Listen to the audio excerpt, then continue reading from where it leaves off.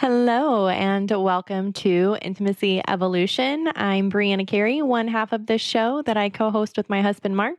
If you're new to our show, we're so excited to have you join us. And if you are not new, welcome back and thank you for your continued support. Our goal for our show is to have conversations that help touch on topics that are still considered taboo or just not talked about enough. And this week is definitely a topic that is not talked about nearly enough, and that is how to embrace the masculine energy. Now, I feel there may already be some charge to that previous statement due to today's society and the overuse of the term toxic masculinity. So let's just clear this up. Masculine energy is not a bad thing. As with anything, it's the intention behind the energy that causes the toxicity. Healthy, mature, masculine energy is important and very much needed. Men need to be men, and it's important for us to support them so they feel safe in doing so. We talk about this a bit more in the episode about how men are almost afraid to show up in their masculine because of the fear-mongering around the term toxic masculinity. And we go further into the importance of men's work and how the polarity of masculine and feminine energy is needed in a healthy relationship. Mark and I had the pleasure of chatting with one of our mentors and Mark's coach, Jordan Bowditch. Jordan is an unapologetic, conscious bro, silly and sincere AF. He is the bridge between the esoteric and the generic, inspiring higher truths through humor and radical authenticity. He's a men's performance and relationship coach, kinda, conscious comedian, uncertified space holder, biohacker, world-class MC, and professional edutainer. I can't help but chuckle reading that. That is what we call Jordanisms. He kind of has his own language, and it is so refreshing to be around because he really is one of the most genuine, authentic human beings I have ever met. And you will definitely get a glimpse of that in this episode.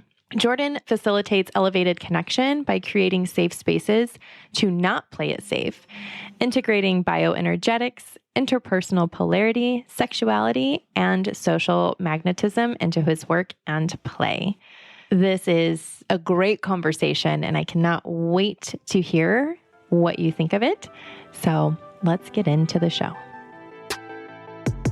Welcome to Intimacy Evolution with Brianna and Mark Carey, where they discuss desire, intimacy, and how to embrace the changes within your relationship.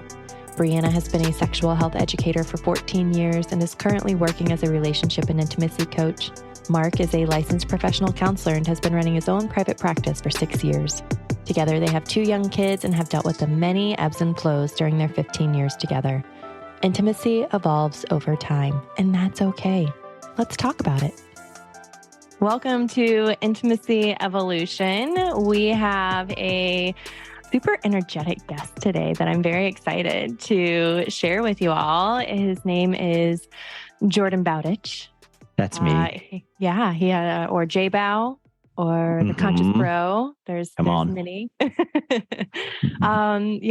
So I'll let you go ahead and introduce yourself, and then we can kind of jump in on how we are connected. Yeah. From there. Yeah. It's always fun to introduce myself because I try and do it differently every time and just to be with what's present in this moment. Yeah. Let's see. Some things that I often say, I love to play basketball. Basketball is like one of my deepest passions. I love dogs. I love bros. I love good dudes. I love having meaningful, transformational experiences with men is one of my favorite things. It can be anything from playing sports together to going on a hike, doing a hard workout, or a balls deep, immersive retreat kind of experience. And anything in between. I love working with and playing with conscious couples such as y'all. We've had some fun playtime together. Yeah. And I'm a biohacker. That's definitely a big piece of me as well. Biohacking broski. I worked with a brand called Bulletproof for several years. And so that was a big part of my young adult life. was traveling around the country being an evangelist for the bulletproof diet, lifestyle products, approach to life, and that kind of like high performance modality mindset. And I love my wife, that sex chick. We love That's her my too. girl. Mm-hmm. Yeah. I'll let that be enough for now, I suppose. Yeah, I love that. And that is how we got connected with y'all is Jordan is married to Alexa, who is that sex chick on social media, who is my mentor, who I got my sex coach certification through. And yeah, we got to meet Jordan at the couples retreat that we did in April. And we've talked about that on here. And then most recently, Mark has been in a program with Jordan and went to a men's retreat. And we're going to talk about all things masculine today. Let's go. So, yeah, I'm excited to kind of be a passenger and just observe your guys' conversation. So, yeah, well, one thing I think I would like to add to your intro is he's a semi-professional comedian in ways. Funny guy, great guy. So men's retreat, okay, couples retreat is where we met.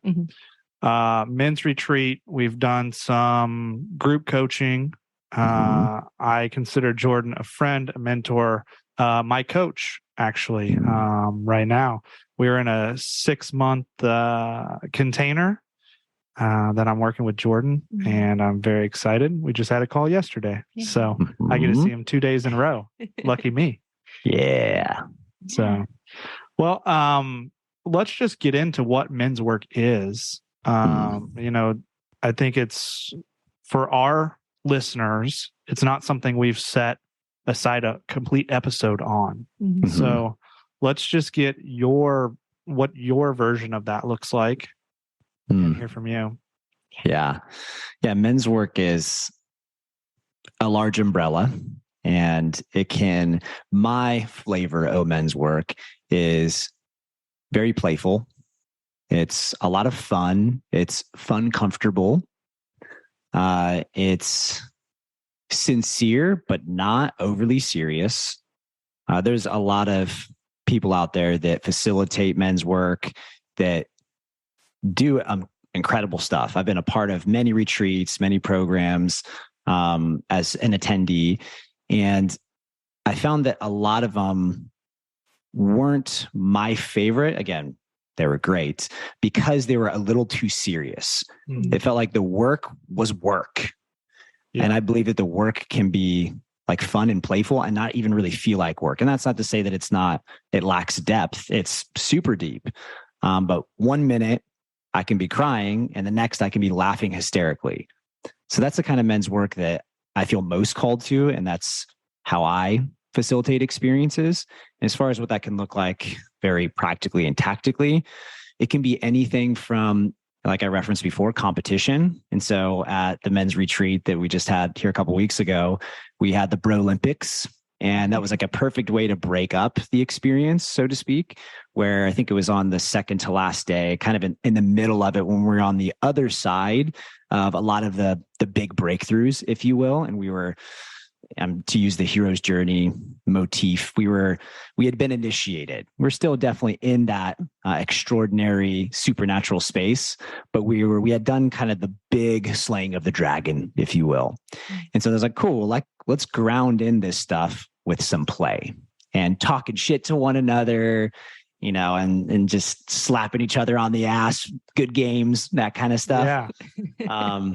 So to me, that's a big part of brotherhood is playing, is competition. It's accountability. I like to use accountability buddies. I got that from South Park.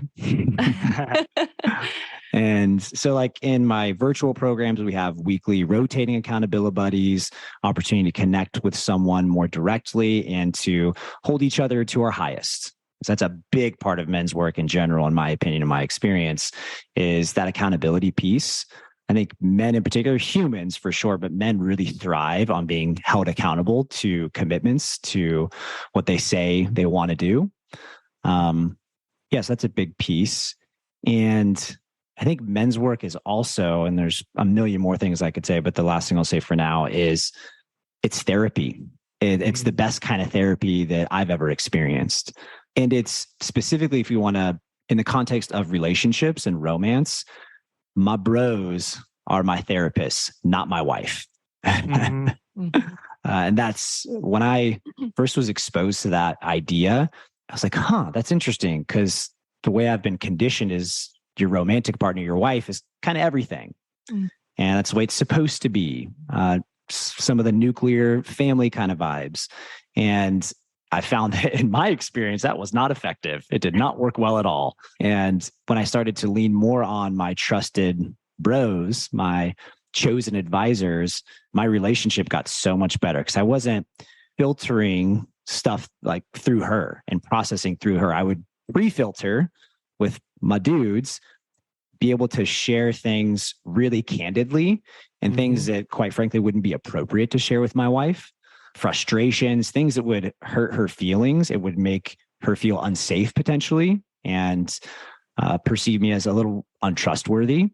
I get to own those parts of myself with my bros, and then come back properly processing that with my highest self to my wife. So that's a little snippet I'll give y'all for now.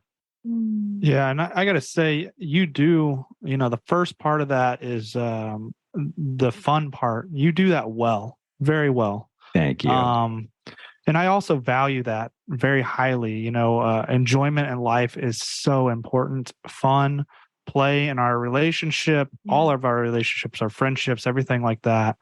To be able to do that deep work, but also to have fun and enjoy a number of other aspects is so beautiful. And the balance between those, which I think just kind of brings me into this idea of talking about balance, the balance between the masculine and the feminine, and the importance of men's work to go with the work that the women are doing. It's made a world of difference for me.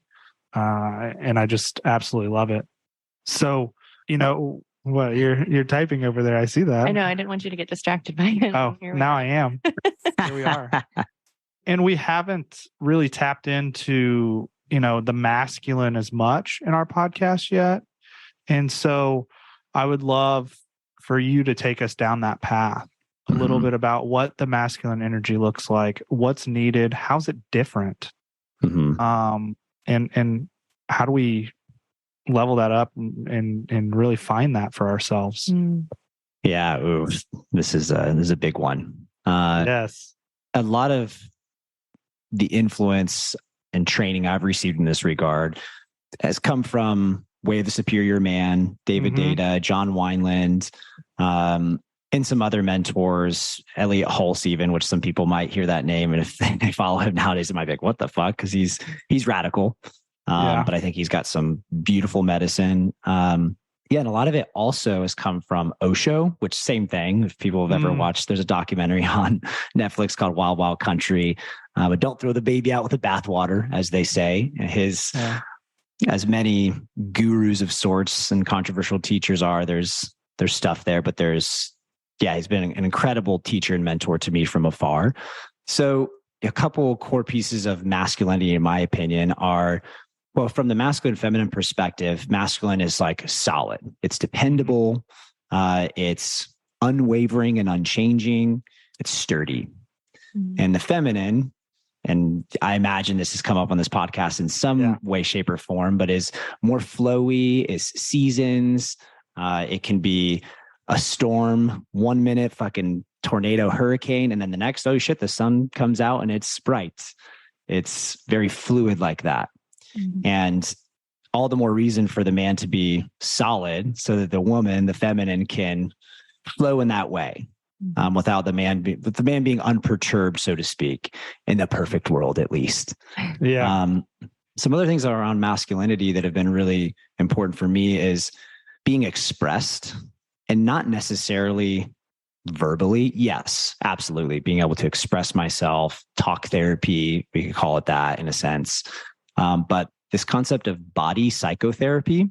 And so at the men's retreat, we did Osho's dynamic meditation one of the mornings, the first morning, actually. We sure did. Yes, we did. It's not for the faint of heart. No. And that has had a huge impact on my life. Those bioenergetic releases. So when I'm talking about expression, that's one piece that's oftentimes the unsung hero. Mm-hmm. So a lot of people, and men in particular, will have pent up energy from not feeling safe to fully express themselves. And a setting like Osho's dynamic meditation, and not to get too much into it, but a couple little examples of it. One of the snippets is catharsis. And so for 10 minutes, it is yelling, screaming, crying, like hitting things, like having a pillow and smacking it on the floor. It's just really letting all of that come up and out. And for some people, it can be a little / very awkward. So the first maybe handful of seconds or even minutes of that practice, there can be resistance. I know for me, that's definitely the case. And sometimes it feels silly. Like, why am I doing this? I'm sort of conjuring this stuff up. And yes, absolutely. There is a bit of a fake it till you make it kind of energy, because the idea is not necessarily to latch on to things I'm mad about, I'm sad about, or I'm happy about, that I find funny. It's to tap into the lifetime of emotions that I didn't express because I didn't feel comfortable or safe to. Yeah. And it gives that proper container to just go there. Again, without attaching to the stories around it. So there might be plenty of stories, but I don't even have to go through those stories. I get to just express it through my body. So like a funny example is in class, if something was funny, or like my friend farted is an example, and I laughed and the teacher was mad, and it's like, oh shit, I can't laugh at that. Even though my genuine response is to laugh because it's funny. It's like, oh, I got to be a good boy. So repress. And a lifetime of repression then becomes suppression. So it's like in the nervous system, subconsciously, it's just in there. And I've heard it said that the issues are in the tissues. Mm-hmm. And so a lot of the challenges I think that men in particular face is not feeling like they are a safe vessel for expression fully. Like, men have a fucking aggression. There's anger, there's intensity, there's bigness. And understandably so, there's this cultural conditioning that says, don't do that. Be a good boy, be nice, be agreeable, be quiet. And that's not what I think the world most needs. And it certainly doesn't need violent, unpredictable motherfuckers either, but there's a balance somewhere in the middle. And so I think that's a big part of masculinity that is so important. And a lot of men just don't have the opportunity or don't know how to go there and to adequately express, so that they can find some peace on the other side of that and tap into, call it the God within them, their intuitive leadership. Yeah. You know, for me, the importance of somatics and body movement and embodiment and all this other stuff comes up. And I think it's something that I can say in my training for being a psychotherapist was just missed. Mm-hmm. I had to seek it outside of that. And it's such an integral and important part. And I think for men, traditionally, it is exercise. Exercise is the only form that they get, but there's more than that. Mm-hmm. And so, you know, to expand on that expression outside of just, sports is beautiful. Because at some point, you know, I'm not able to do the same sports that I have done. My body does not allow that. But that's okay. You know, we can do other things. But I think that the movement part is very important for me. Yeah. Yeah. And I know we've talked about this a lot recently, because another podcast that we listen to really focuses on like allowing men to be men and, embracing that masculinity. And I feel like men are at a loss of how to show up in their masculine because they're afraid of offending, or like you said, like coming across as overly angry, or, if we as women don't know what a safe or mature masculine looks like, we think everything's, I think the term toxic masculinity has just gotten rampant and is not used correctly. Right. And so we keep using that phrase, and guys are like, okay, then how am I supposed to actually show up for you? Mm-hmm. And so I feel like that's been a big thing. And then also for kids, we've been having that conversation on helping our son to feel his emotions. He feels really big. He feels big emotions. And he sure does. And I have been basically letting him have some sacred tantrums. And like, I'll put music on. I'm like, hey, you're like, get after it. Like, do whatever you need to do. Like, and I feel like that needs to be embraced more. And so as the feminine women, we think like, oh, we just need to talk about it. And that's not always what men can't do that all the time. Like they need to move it first and then they can process and be like, okay, this is what came up. And then like, it's 3 words and then they're done, like ready to move on. And we're like, but we really need to like, and so, yeah. Well, and this perspective. We got to be about it. Right. So, and I think it shuts off the ability for men to be vulnerable. And I think men's work is one aspect, reopening of that, of expression, like you said, with the guys, and then to put that into words to come back to and talk about and express. So agree. Yeah. So like, what's your ideal bro time? Like, what does that look like for you? How much, how often, what do you need? Damn near daily. I find that if a day, 2, or certainly a few go by and I haven't gotten some good quality bro time, things between my wife and I, tension comes up. And obviously there's so many factors that are interrelated and correlated. If we don't have sex for 3 days, it's kind of like, once it goes beyond 3 days, it's like, okay, yeah, little annoyances and fights that wouldn't normally be a thing are arising. Just disconnection and tension is way more accessible when we get beyond 3 days. And so it's, in a sense, it's kind of similar with my bros. If I'm at 3 days and I haven't gotten a good dose of that, I notice depression of sorts starts to come in. And that, I know that word can be charged and for good reason, but like, I feel compressed. I feel constriction. I just don't feel as fulfilled and expressed. And so what that generally looks like in my day-to-day life is a workout with a friend. So like an example is today, in a couple hours, actually, I'm going over to a friend's house nearby to do a workout.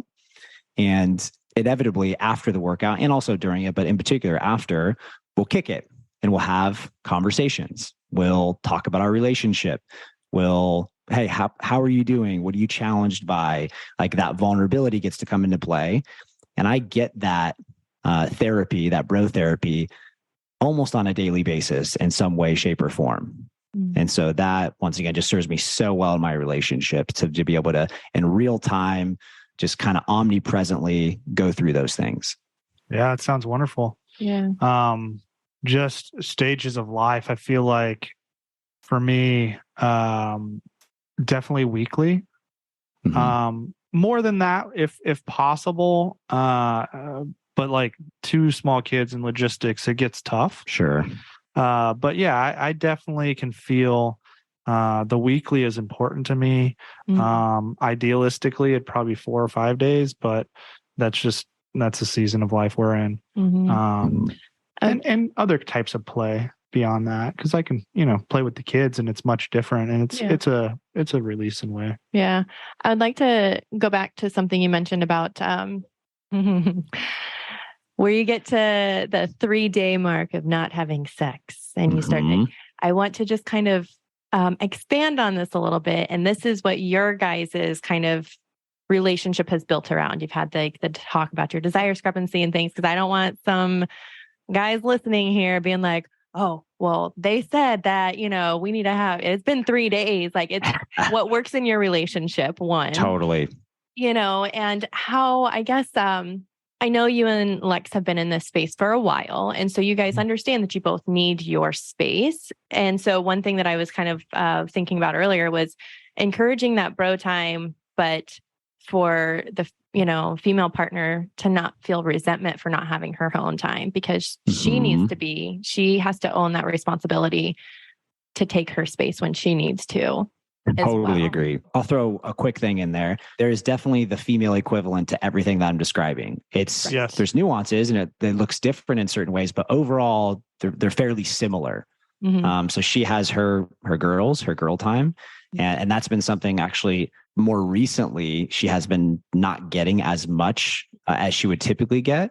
And that's been challenging for us. It's impacted our relationship. Again, there's many other factors, but that's one that definitely, as we've moved a little bit outside the city, friends aren't as close. A lot of them have been traveling, all that kind of stuff. But they have ladies' night every week. The guys have it every other week because we get a lot of stuff in between. But yeah, I totally agree. I love that you said that. I think that's important to note for sure. Yeah. And just the importance of, I don't know, it is so important for our guys to have their space and their time as well, and to not hold that over their head and kind of nitpick like, oh, well, you get this. Cause I know I did that one time. I was like, well, you get to work outside of the house and you get to do this. And he's like, well, what do you need? Have you been taking time for you? I'm like, no. Okay. So I need to go take time for me. Well, and you can identify with that. I mean, there's been some changes in our life that have reduced your time with women and travel on your own without me or without the kids. And so that's a big topic for us as far as like, how does that, how do we replace that, or how do you replace that more specifically? Because I can't do anything about that. But so and I think what you also said is so beautiful. If we're gonna have guy time or my own time, like it doesn't serve me well to come home and be worried about the response I'm going to get. And, we have to be on the same page going into it so that when we come out of it, it works well. Yeah. There's a teamwork makes the dream work kind of energy there for sure. Not like a tit for tat, like, oh, you did this or you didn't earn that. Or now like I'm owed this, like, no, we're not keeping score like that. This is a team ship where we win. Yeah. Yeah. Yes. It's very much we. Yeah. Wee. We're all about the wee-wees. Come on. Here. Love me a good wee-wee. Oh, man. I love it. Do you ever find yourself caught up in the hustle and bustle of life that you can't remember the last time you and your partner had sexy time? Or that you enjoyed a solo pleasure session? Maybe you have thoughts like, I don't really care if we even have sex. First, I want to say that you're not alone. I get it. Life can be rather exhausting, and sometimes sex is the furthest thing from your mind. But really, it's something you need to make time for, just like you do everything else. Not just because you deserve to feel good, but orgasms provide so many amazing health benefits that could help alleviate a lot of the stress and other struggles you might have. Easier said than done, right? This is where I can help. I'm offering an 8-week program for women that are ready to reclaim their desire. It starts January 11th, and you can find the link in the show notes to get started. I look forward to seeing you there. You've covered everything you've covered? I mean, I'll kind of go into the, I feel like as millennial women, we've also been, it's been ingrained in us that we're Miss Independent.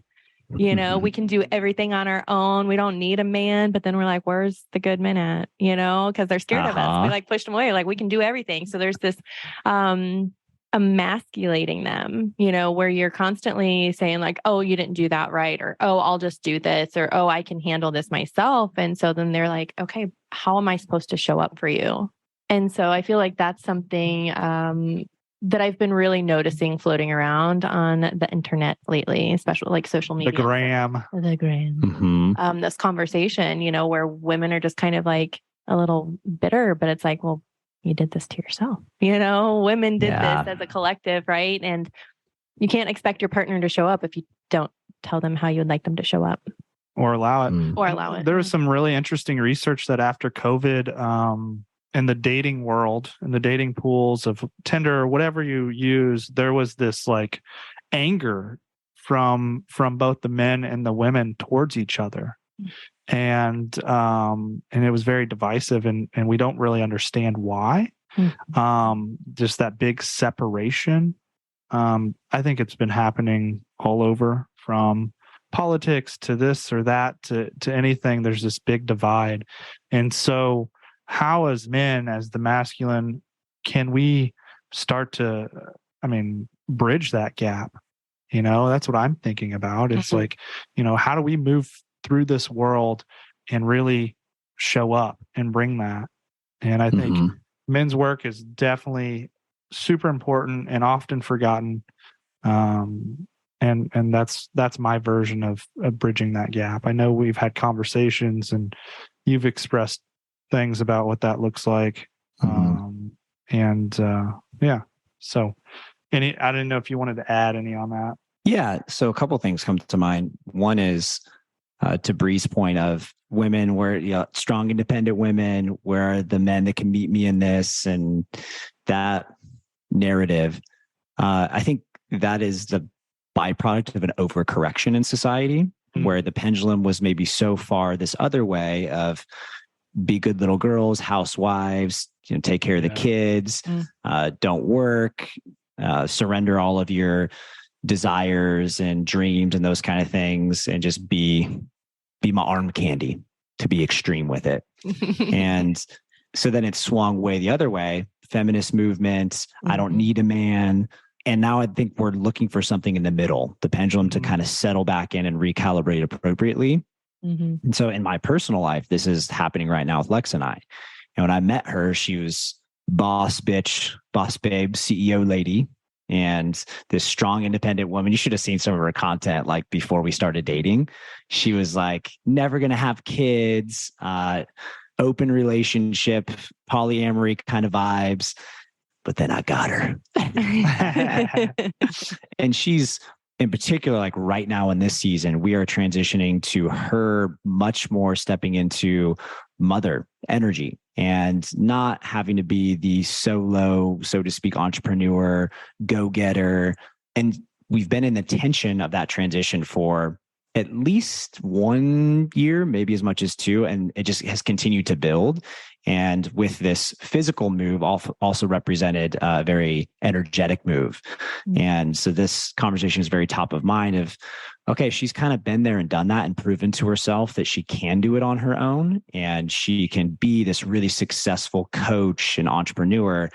And now she doesn't want to have to do that anymore. We are getting to a place where we are setting things up to where she can do those kinds of things if she wants to, but from a place of femininity and inspired action, not manic. I have to prove and be productive and be this masculine presence in the world to get there.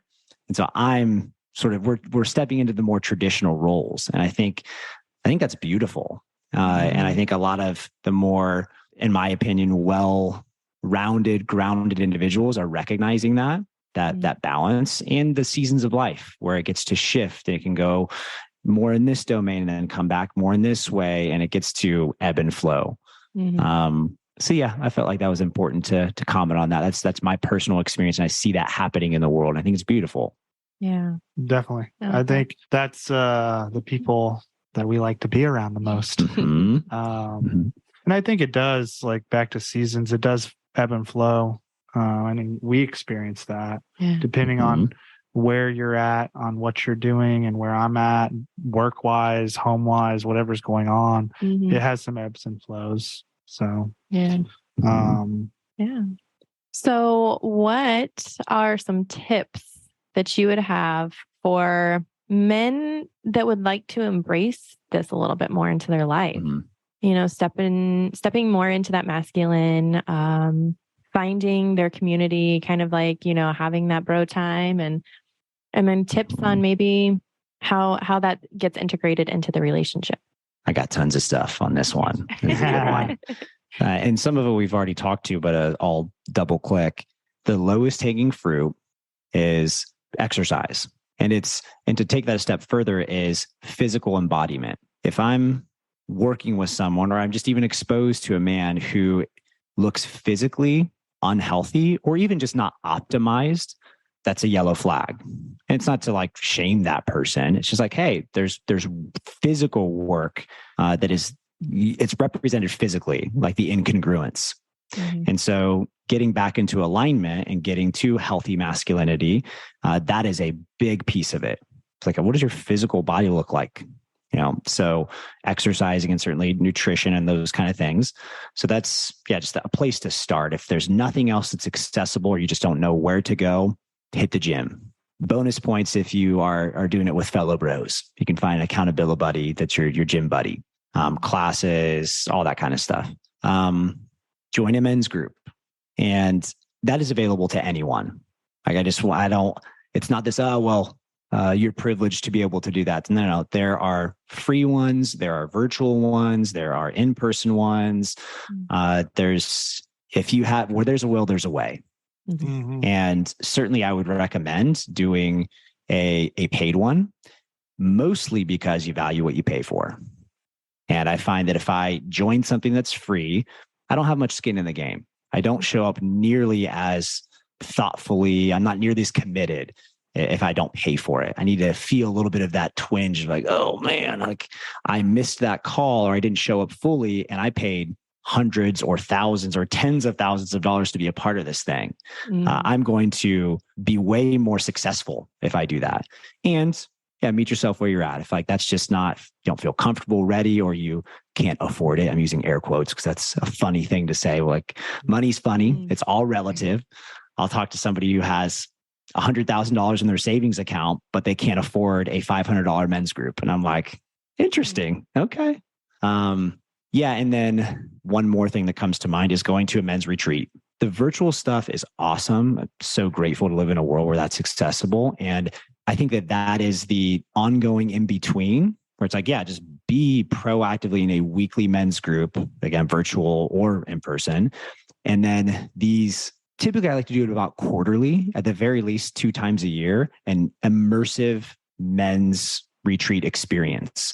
So like earlier this year, I went to Peru. I went on a backpacking trip to Peru. I was gone for about 10 days with a handful of my closest friends and other guys, because my buddy does these adventure trips called Soul Searching Adventures. Check it out. And then I had obviously my men's retreat here a couple of weeks ago. There's no substitute for in-person. There just isn't, there never will be. You can only have so many breakthroughs in a 1-hour weekly call via Zoom. Now, when you're all in over the course of a long weekend with a handful of guys and you have that shared initiation experience, it's fucking magical. And the breakthroughs and transformation that happens there, like that's huge. It's just so much bigger than the virtual stuff. But again, the virtual is complementary and it's important as well. Because you can't live, well, some people I guess can live in the men's retreat life. But I've known guys and I've been that guy here and there where I was like traveling a lot, doing a lot of these things. And then it actually sort of paradoxically enough can become a bit feminine where it's like, oh, I'm addicted to breakthroughs and addicted to this lifestyle, but there's not a lot of substance in my life beyond that. Like I'm not necessarily making the world a better place, living my dharma and being that trustworthy masculine, because I'm chasing, again, being a bliss bunny, chasing the highs and the breakthroughs. I feel like there's maybe one more thing I want to say there, but it's escaping me. That was plenty. That was great. Oh, and then you said relationships actually. And how do you integrate, when you want to start and, how do you? Yeah, it's funny. There's so many places I could go with this. The book Way of the Superior Man is the foundational read for any man. Like that is just my core recommended read. If you're just getting into this, start there. And then a very close second, and for some people, I would recommend this actually being the first, even before The Way of the Superior Man, is No More Mr. Nice Guy. And there's about 5 more I could recommend. I'll say a couple more, just some honorable mentions. King, Lover, Warrior, Magician, Radical Honesty. And those 4 are some of the core reads. But it starts to, The Way of the Superior Man, for me, it spoke to something that I had sensed, but never put words to or could like fully grasp. And it, in a sense, validated me and certainly validated women. And I felt way more empowered. And I like to gamify life. And so any concepts and experiences that can gamify life where I can, and so example, the King, Lover, Warrior, Magician, those are the mature masculine archetypes. When I can, in any given moment, be like, oh, what energy, like what mask, not mask, it's a little, has a charge, but like what archetype do I want to step into? Cool. This is the warrior. The warrior wants to be here right now. Great. I'm going to call on that archetype within myself to show up most appropriately, or the lover. Awesome. So there's like a gamification piece that I really like. Then when it comes to bridging the gap with women, Depends if you're already in a relationship or you're trying to get in a relationship. They're a little bit different. One somewhat controversial thing I'll say, but that I believe is a good rule of thumb. There's always exceptions to the rule, but it's getting into a long-term relationship as a man before 30, I think is can be problematic. I think men tend to mature a little bit more slowly than women. So that's why older men date younger women. That's pretty common. Mm-hmm. And I know that for myself, before 30, all the relationships were doomed. And when I say doomed, I mean a long-term relationship, getting married, kids. I just was not equipped. And funny enough, I met Lex right before I turned 30. And that concept I got from a book that's quite controversial called The Rational Male, Rollo Tomassi, who's like kind of conscious pickup artist, if you will. But I think that is again, a good sort of rule of thumb. And yeah, the last thing that we already touched on, but I'll just quadruple down on it, is men need their men. And if I'm exposed to a couple that are having challenges and the men don't have their men, like start there. Yeah. And goes with the women too. Women have their women. And then the holy grail, if you will, or just the piece that really brings it all together is conscious couples. Mm-hmm. So I have my men, Lex has her ladies. We have couples together. Those couples are champions of the entity of our relationship. Not like the bros before hoes, like bros have my back and the chicks before dicks have the girls' backs. It's like, no. We like equally, I may have more of a kinship with Mark, for example, because he's like a fellow bro. But that doesn't mean like I have his back over you. It's like, no, I have y'all's entity. Like, because I believe in you as a couple, that third entity, that relationship is so much more, the whole is greater than the sum of the parts. And I know that y'all together are magical, and individually, you're pretty good. Make no mistake, but together you're even better, just like Lex and I are. Yeah. I like that you went there, because that's the other thing I was going to say. It's like the group of guys that be mindful of the group of guys you're hanging out with. Because if you're just, not to knock it, but if you're just going to the bar every week and then you're kind of like, oh, well, this happened, and you're just kind of using it to kind of like gripe about the relationship rather than seeking, one, vent, and then two, asking, for whatever advice, and them lifting you up and supporting the relationship where they're like, oh, you don't need her.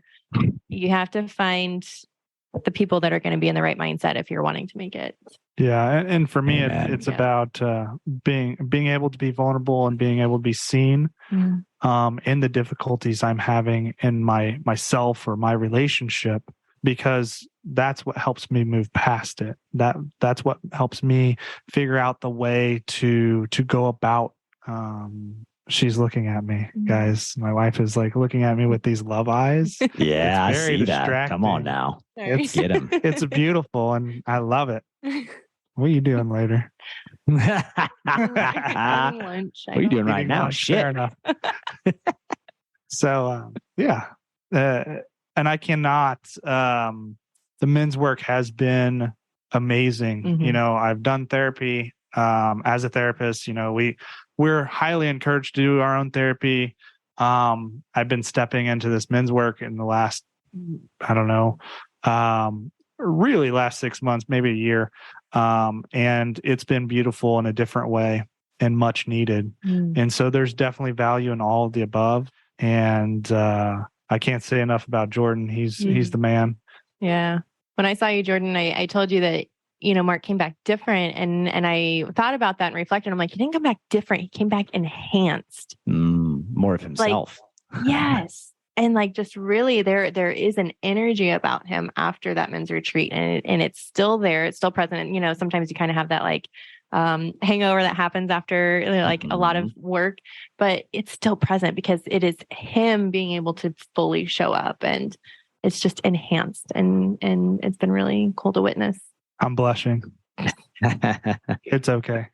Looks good on so you. Thank you for the work that you do, because it is super important and it's impactful and it's so needed. And I'm very grateful for you and for Lex and for being in our lives. Yeah. So everybody needs to experience you guys. So thank you so much. I love y'all. Yeah, we love you. And Yeah, this was amazing. Was there any last minute stuff? I feel like you really this is a very dense, informative episode. So is there any last minute stuff hanging there? Yeah, there's so much, but one more little, again, practical thing I'll say.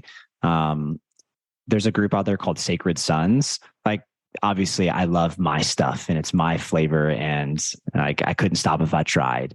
And it's so awesome to have y'all as like testimonials. I'm a testimonial for Sacred Sons.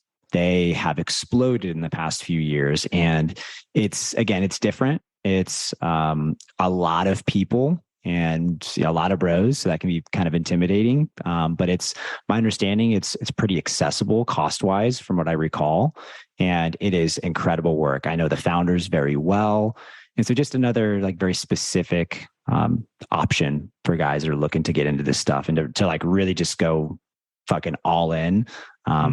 Those kind of experiences are where it's at. Definitely. Yeah. And if I advise everyone, go follow Jordan on Instagram. Yes. He is his comedy will come through, his love, his vulnerability, everything. It comes through great. So anywhere else we can find you? Instagram's the spot, @conscious.bro, and then you can find things from there. Perfect. Well, thank you, Jordan, so much for joining us today. I loved witnessing your conversation and jumping in a little bit. And we'll put all of your stuff and recommendations in our show notes too. So thank you so much. Thanks for having me. I'll have an awesome rest of your day. You too. See ya. See you later. Thank you so much for tuning in. We hope you enjoyed the show. Make sure you hit the subscribe button so you never miss an episode. If you found this helpful, entertaining, or both, please take a quick minute to give a rating and review. That would mean the world to us, and it helps other beautiful humans to find our show. We'll see you next week.